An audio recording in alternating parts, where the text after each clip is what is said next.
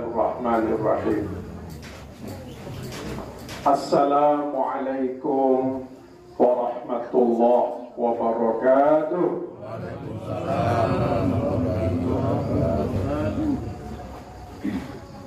Alhamdulillahilladzi hadana lihadza wa ma kunna linahtadiya laula an hadana Allah. Asyhadu an la ilaha illallah wahdahu la syarikalah wa asyhadu anna Muhammadan abduhu wa rasuluh. Allahumma salli wa sallim wa barik ala Muhammad wa ala alihi wa sahbihi ajma'in, amma ba'd. Yang sama-sama kita hormati mudir Pondok Pesantren As-Salam, Ustadz Haji Amir Muslim, yang saya hormati Ustadz Jalaluddin dan Ustadz Khorim dari Majelis Penceramah Provinsi Jambi. Ada juga Pak Kabak Agama Pak Azharuddin hadir, serta bapak-bapak yang lain yang tidak bisa saya sebutkan satu persatu. Pertama, puji dan syukur kehadiran Allah Subhanahu wa Ta'ala. Pada malam hari ini kita diundang bersama dalam rangka syukuran yang sudah sama kita saksikan tadi, ananda yang bernama Muhammad Habibur Rahman. Ini gelar apa? Namo dah. Bukan Al-Hafiz, bukan hafal Quran loh. Itu nama ya. Ya, biasanya Al-Hafiz itu kalau pakai al itu gelar seorang hafal Al-Quran. Maka kalau nama Hafiz baik kan, Muhammad Habibur Rahman Hafiz, atau ayat terserah aja lah kan. Oke gitu nah, jalan awalnya salah. Biasanya pakai Al-Hafiz itu gelar penghafal Al-Quran.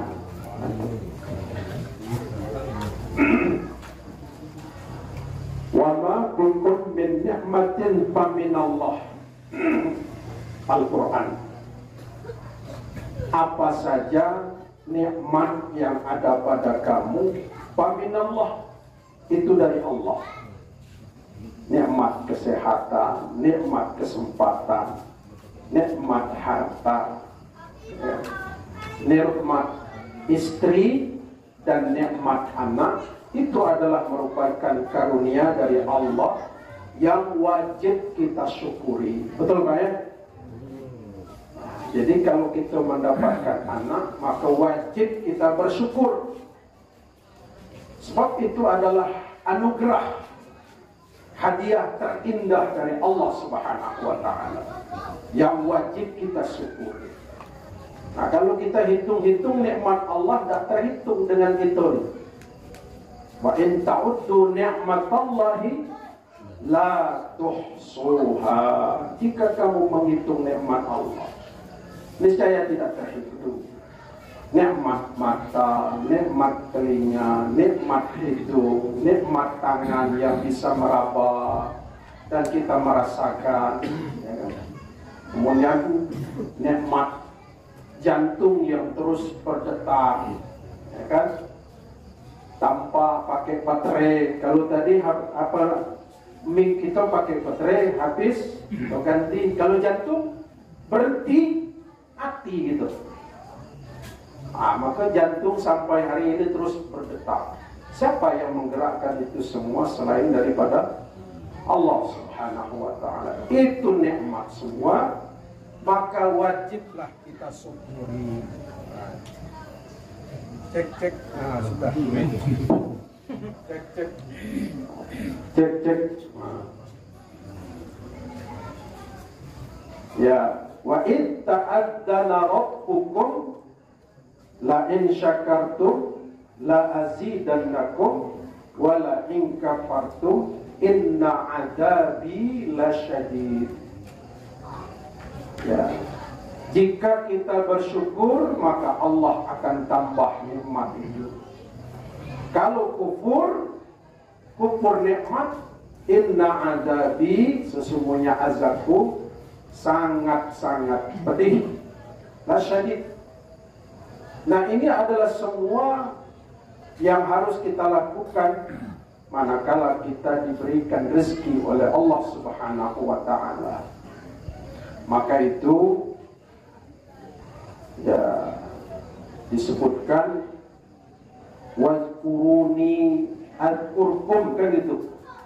Ingatlah kamu kepadaku, niscaya aku ingat kepadamu. Washkuruli, bersyukurlah kamu kepadaku, kata Allah.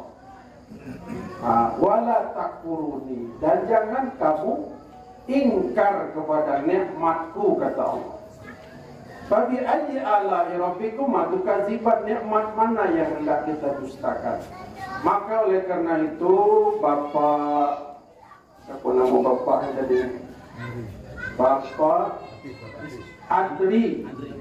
Andri Yusuf dan Ibu Nur Naimah mengundang kita malam ini sebagai bentuk tanda syukur atas telah Allah anugerahkan kepada mereka berdua seorang anak yang bernama Muhammad Habibur Rahman Al-Hafiz. Nah, saya apa yang saya tulis inilah ya, Al-Hafiz, sebagai bentuk tanda syukur kepada Allah. Wa amma bi ni'mati rabbika fahaddits. Apabila kamu diberikan nikmat oleh Allah, nah, itu, maka fahaddits, maka sebutlah, umumkanlah. Nah, kira-kira begitu. Jadi kita umumkan malam ini, kita diundang makan bersama walimah sebagai bentuk tanda syukur dari orang tua. Lalu sebagai orang tua, apa yang harus kita lakukan terhadap anak? Paling tidak ada 6 sunnah Rasul yang harus kita lakukan. Pertama tadi kita umumkan namanya, ya kan? Namanya sudah kita umumkan, kita bacakan doa. Terkait dengan nama ini hak bagi seorang anak. Haqqul waladi alal wali. Hak daripada anak kepada orang tua ada 3 macam. Jadi anak berhak mendapatkan ini, dan kepada kita orang tua wajib hukumnya. Pertama, ayyuhsinasmahu. Anak berhak mendapatkan nama yang baik, yang bagus dari orang tua. Kita wajib memberikan nama yang baik. Dan tadi namanya kan Muhammad Habibur Rahman, bagus namanya, ya kan? Habibur Rahman, kekasih Allah yang Maha Rahman. Itu bagus namanya itu.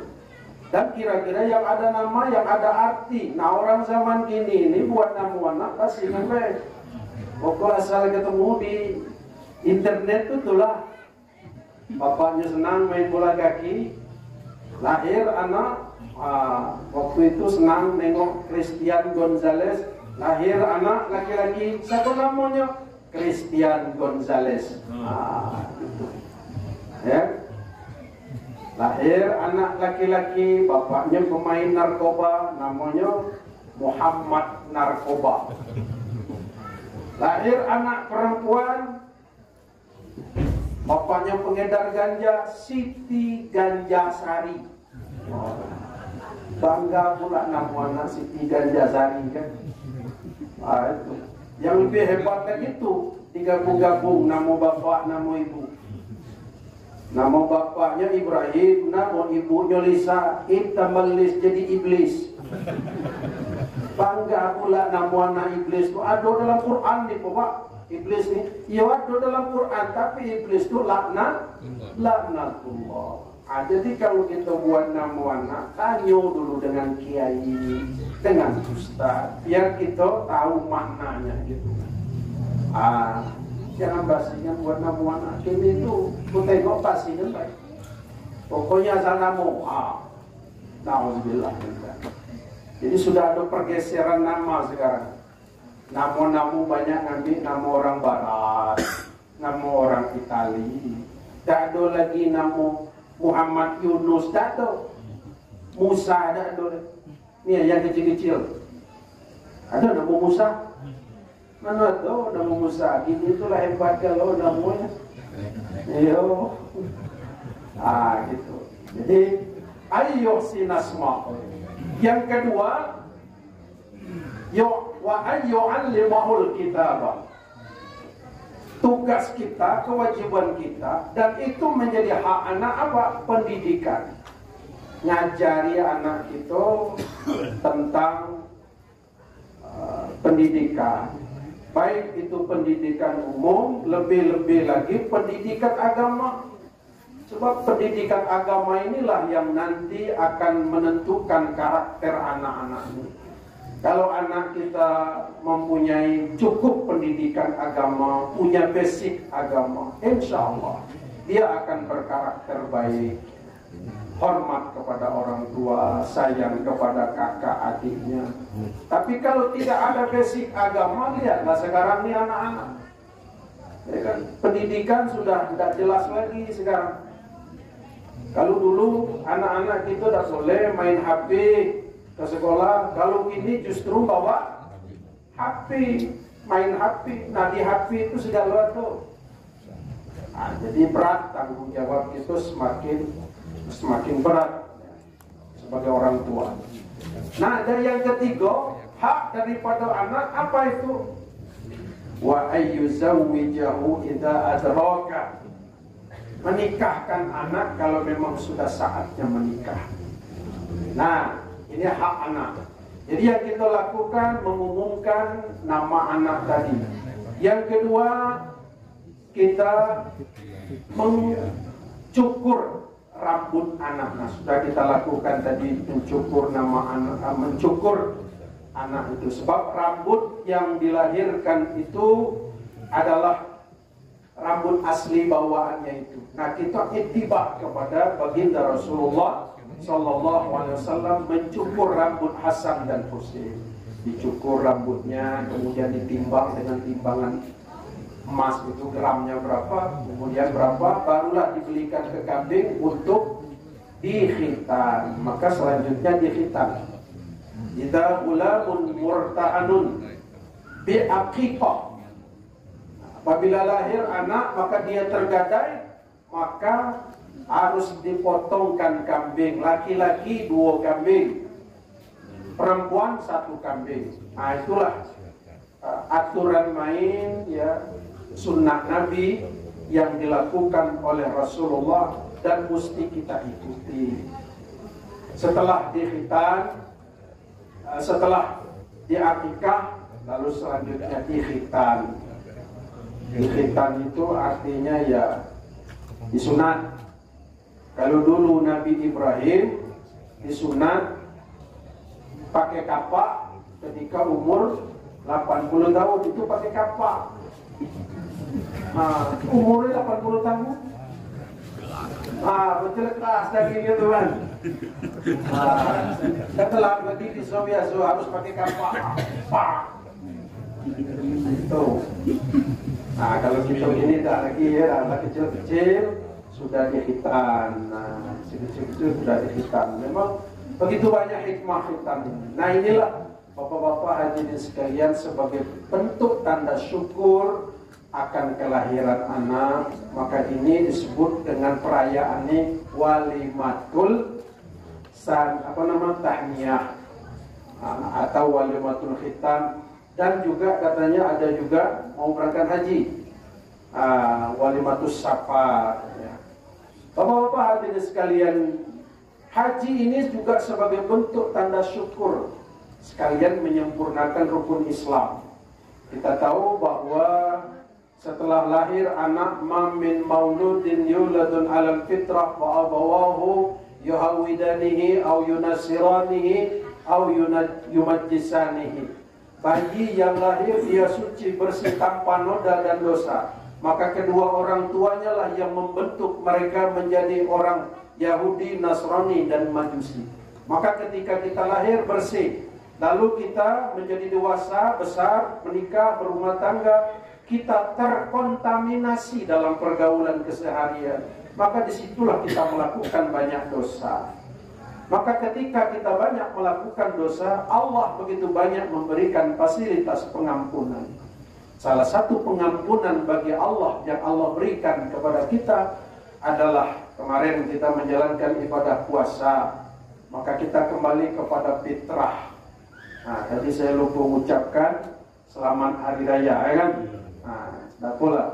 Jadi bapak-bapak hadirin sekalian, saya juga mengucapkan selamat hari raya Idul Fitri minal aidin wal faizin, mohon maaf lahir dan batin. Itu di mana-mana itu ada tuh. Ya, pamflet-pamflet, baliho, itulah ucapan minal aidin wal faizin, mohon maaf lahir dan batin. Jatuh kita tengok dalam baliho itu minal aidin wal faizin, selamat menikmati kacang tucin. Jatuh. Mohon maaf lahir. Seolah-olah minal aidin itu terjemahannya mohon maaf lahir dan batin, padahal bukan itu terjemahannya, kan itu. Minal aid itu ada kata-kata yang mustaqir di awalnya itu. Ya kan? Ada kata yang hilang di awal itu adalah doa. Doanya apa? Ja'alanallahu, itu awalnya itu. Semoga Allah menjadikan kami. Apa itu? Minal aidin, tergolong ke dalam orang yang kembali ke mana? Kembali kepada fitrah, kesucian. Cuman kata itu dipenggal, dipotong langsung. Orang-orang dulu kan suka motong-motong. Minal aidin wal faizin. Padahal awalnya ja'alanallahu. Gitu kan, minal aidin wal faizin. Nah, bapak-bapak hadirin sekalian, ibadah haji juga fasilitas bagi kita untuk pengampunan. Maka disebutkan al-umratu ila umrati kafarat ma bainahuma, kata Nabi. Umroh yang satu dan umroh yang lainnya, di antaranya ada pengampunan dosa. Jadi itu fasilitas pengampunan. Terus saking banyaknya dosa kita, termasuk kita yang hadir nih kan, sedikit pasti ada punya dosa, gitu kan. Kullu bani Adam khata'un wa khairu khata'in at-tawwabun. Setiap anak Adam punya dosa, dan sebaik-baik orang yang berdosa, maka dia bersegera bertobat pada Allah. Maka bentuk pertobatannya, laksanakanlah ibadah haji. Kemudian al-hajjul mabrur laisa lahul jaza illal jannah. Haji yang mabrur tidak ada balasannya kecuali surga. Maka itu berbahagialah ibu yang berapa orang berangkat? Orang dua berangkat ya. Itu belum ya? Tahun depan insyaallah. Insyaallah mudah-mudahan. Nah, mudah-mudahan bapak-bapak kita hadir di sini mendoakan, di samping mendoakan anak kita tadi juga kita mendoakan orang tua kita yang berangkat haji ini, mudah-mudahan dimudahkan. Tentunya kita juga berharap mudah-mudahan kita juga satu saat nanti diberangkatkan oleh Allah Subhanahu wa ta'ala. Tiada amalan yang indah kecuali dilakukan dengan ikhlas. Maka kepada orang tua kita, ikhlaskanlah. Baik Ibu Fatimah, ikhlaskanlah berangkat ini, ikhlas yang tinggal, ikhlas yang berangkat. Insya Allah, jikalau kita ikhlas, maka ringanlah langkah kita. Dan bersihkan hati kita. Mudah-mudahan Allah Subhanahu wa Ta'ala menerima segala amalan ibadah haji kita. Dan kita yang belum berangkat, mudah-mudahan tahun-tahun yang akan datang insya Allah bisa diberangkatkan. Karena COVID ini sudah mulai dibuka kerannya, alhamdulillah bisa diberangkatkan. Ada yang cepat, ada yang lambat. Kalau ada yang cepat itu ada mengumpulkan duit lagi dah. Itu saya baca di internet itu. Ada ibu-ibu di Jogja jualan sayur. Pas pagi-pagi jualan sayur, tiba-tiba mobil Pajero nyerempet ibu tadi itu. Jatuh ibu tuh. Wah, lecet-lecet. Keluarlah orang kayu tadi. Ada apa bu? Lecet-lecet. Akhirnya kata yang tukang punya mobil, ayo bu kita ke rumah sakit, bawalah ke rumah sakit. Bu, pokoknya biaya pengobatan kami yang tanggung. Ibu udah usah repot-repot lagi, kami yang tanggung biayanya bu. Saya yang memang salah nyerempet ibu. Gitu. Pokoknya aman lah ibu. Pokoknya yang penting ibu jangan ibu hajah, jangan laporkan ke polisi. Maaf pak, saya bukan ibu hajah, saya belum haji. Ibu belum haji? Belum. Kalau gitu sudahlah ibu. Mudah-mudahan doa, mudah-mudahan Allah akan berikan jalannya. Besoknya mau diurusnya berangkat haji plus. Allahu Akbar. Berangkat haji plus. Berangkat ibu tuh. Kisah nyata diserempet mobil. Siapa nak berangkat cepat, tegaklah di jalan dulu. Wallahu a'lam, aku berangkat atau tidak, aku berangkat ke Mekah, aku berangkat ke alam kubur. Wallahu a'lam. Demikian, lebih kurang mohon maaf. Wallahu muwaffiq ila aqwamit thoriq. Assalamualaikum warahmatullahi wabarakatuh.